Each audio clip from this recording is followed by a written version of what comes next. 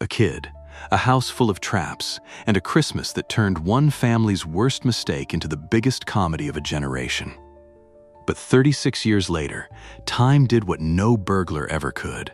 Some found new fame, some walked away from Hollywood, and some beloved faces from that house on Lincoln Avenue are no longer with us. Stay with us, because what happened to this cast after the traps stopped swinging may surprise you, and one goodbye is still painfully fresh. Linny McCallister was played by Angela Goethals at the age of 13. Sharp-tongued, quick, and sisterly in the worst possible way. Linny was the older sister who could cut Kevin down with one sentence at the dinner table. She did not need much screen time to make her presence felt. One dry comment was enough to remind viewers that Kevin was the little brother nobody took seriously, which made his solo adventure hit even harder. Today, at 49, Angela lives a very different creative life. After Home Alone, she starred in the ABC series Phenom, appeared on 24 and in Jerry Maguire, then graduated from Vassar College with a degree in French. In recent years, she has built a quiet but respected career as a professional audiobook narrator, lending her voice to young adult novels and literary fiction. Linny had a small role in the McCallister chaos, but without her, that crowded dinner table would have lost one of its sharpest edges. Jeff McCallister was played by Michael C. Maronna at the age of 13. Mischievous, blunt, and every bit the annoying older brother, Jeff added another layer of sibling warfare to the McCallister household. He was not the loudest kid at the table, but his presence helped make the family feel big, messy, and completely real. Currently 48, Michael took one of the more unexpected paths of anyone in the cast. After becoming a Nickelodeon star as Big Pete on The Adventures of Pete and Pete, he stepped away from acting entirely in 2013. He joined the International Alliance of Theatrical Stage Employees as an electrician and has spent years working behind the scenes on film and television sets across New York City. He also co-hosts a podcast revisiting his Pete and Pete years with his former co-star Danny Tamborelli. From the kid brother everyone ignored on screen to the person keeping the lights on behind the camera, Michael Maronna proved that belonging to the world of film does not always mean standing in front of it. Old Man Marley was played by Robert's Blossom at the age of 66. Misunderstood, weathered, and quietly gentle beneath the rumors, Marley was the neighbor every kid on the block was afraid of. Buzz claimed he murdered his own family. The other children crossed the street to avoid him. But Kevin, left alone and forced to see people without the filter of gossip, discovered something the rest of the family never bothered to learn. Marley was not dangerous. He was lonely. A grandfather separated from his son, carrying years of silence and regret through the snow. Robert's Blossom brought decades of stage and screen experience to the role. His career included Escape from Alcatraz, Christine, and Deranged. But in his later years, he retired from acting and returned to poetry, publishing a collection and giving readings. He left us on July 8, 2011, at the age of 87, after a stroke. Marley taught Kevin not to judge people by what others say about them, and that lesson remains the most grown-up moment in a film made for children. Uncle Frank was played by Jerry Bamman at the age of 49. Cheap, loud, and completely unapologetic, Frank was the relative who made every holiday gathering a little harder to enjoy. He called Kevin a jerk, refused to pay for anything, and somehow made the entire McCallister trip about himself. But that was the beauty of the character. Every family has an Uncle Frank, and Jerry Bamman played him with such committed selfishness that audiences could not help but laugh. Now around 84, Bamman has continued working in film, television, and theater. His career after Home Alone included a role in The Bodyguard, and he has remained active on stage. Uncle Frank is the kind of character people quote at Christmas dinner without even realizing it, and that is exactly what a good supporting role is supposed to do. Buzz McCallister was played by Devin Ratray at the age of about 13. Obnoxious, territorial, and completely convinced he was the center of the family. Buzz gave Kevin every reason to wish the house were empty. He ate the last of the pizza, mocked his little brother in front of everyone, and set the tone for the chaos that followed. Without Buzz pushing Kevin to the breaking point, there would have been no fight, no attic, no forgotten kid, and no movie. Today, at around 49, Devin has continued acting, with notable appearances in Nebraska and Surrogates, alongside a period studying film at NU.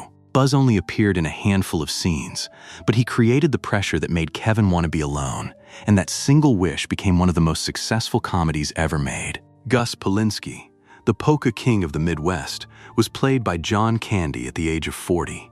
Warm, hilarious, and unexpectedly wise, Gus was the stranger who helped Kate McCallister get home when every airline, every bus, and every rental car had failed her. He did not need a dramatic entrance or a big speech. He just offered a seat in a moving van, shared a few stories about being an imperfect parent, and quietly reminded Kate that mistakes do not make someone a bad mother. John Candy was already one of the most beloved comedians in the world when he filmed his scenes. Planes, trains, and automobiles, and Uncle Buck had made him a household name. He reportedly improvised much of his dialogue in Home Alone during a single day of shooting, creating one of the film's most tender moments almost on the spot.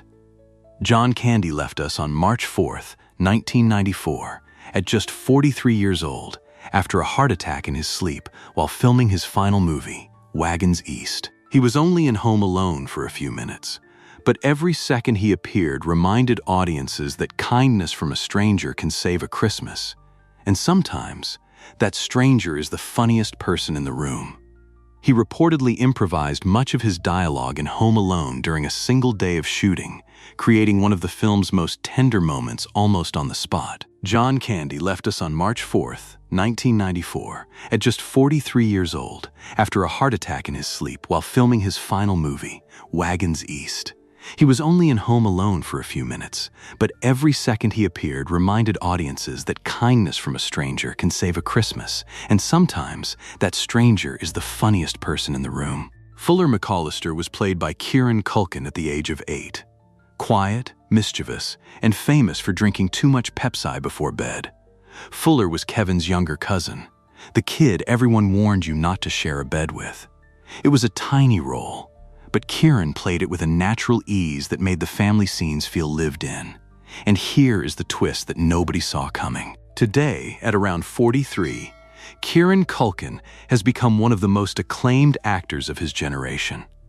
His performance as Roman Roy in HBO's Succession earned him a Golden Globe and a Primetime Emmy Award for Outstanding Lead Actor in a Drama Series, turning him into a name audiences take very seriously.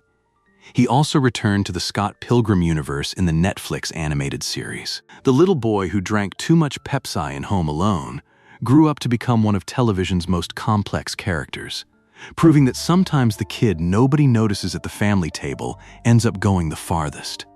He also returned to the Scott Pilgrim universe in the Netflix animated series.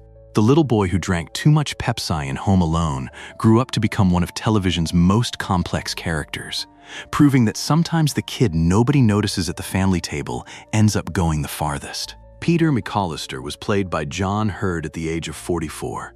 Distracted, well-meaning, and quietly essential, Peter was the father who somehow afforded a Paris vacation for 15 people but could not remember to count his own children. He was not in the film for very long, but his absence was the engine of the entire story.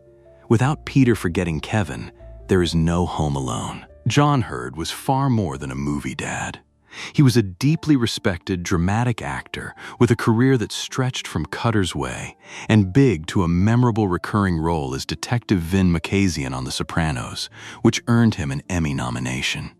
He brought weight and intelligence to every role, even when the part seemed simple on the surface. John Hurd left us on July 21st, 2017, at the age of 71, from cardiac arrest. He was found in a hotel room in Palo Alto, California, where he had been recovering from minor back surgery. Nobody ever figured out what Peter McCallister did for a living, but everyone understood that the family did not work without him, and neither did the movie. Marv Murchins was played by Daniel Stern at the age of 33. Lanky, bumbling, and painfully expressive, Marv was the wet bandit who suffered every trap Kevin set with maximum physical commitment. A blowtorch to the head, a paint can to the face, a tarantula on his chest, Marv absorbed punishment that would have ended most action villains, and he kept coming back for more. Currently around 68, Daniel Stern has lived one of the most quietly interesting lives in the cast. After Home Alone, he starred in City Slickers, narrated The Wonder Years, directed films, and became a serious sculptor. His career moved between comedy, voice work, and visual art without ever losing the playful energy that made Marv so watchable. Daniel Stern turned physical pain into a performance art form. Every scream, every stumble, every wide-eyed moment of panic was carefully crafted comedy that made audiences laugh until it hurt, which is exactly how Marv would have wanted it. Harry Lime was played by Joe Pesci at the age of 47. Menacing, compact, and furiously funny, Harry was the brains of the Wet Bandits. He was smarter than Marv, angrier than Marv, and just as incapable of catching an 8-year-old boy. Joe Pesci brought a physical intensity to the role that made Harry feel genuinely threatening, even in a family comedy. And here is the detail that still amazes people.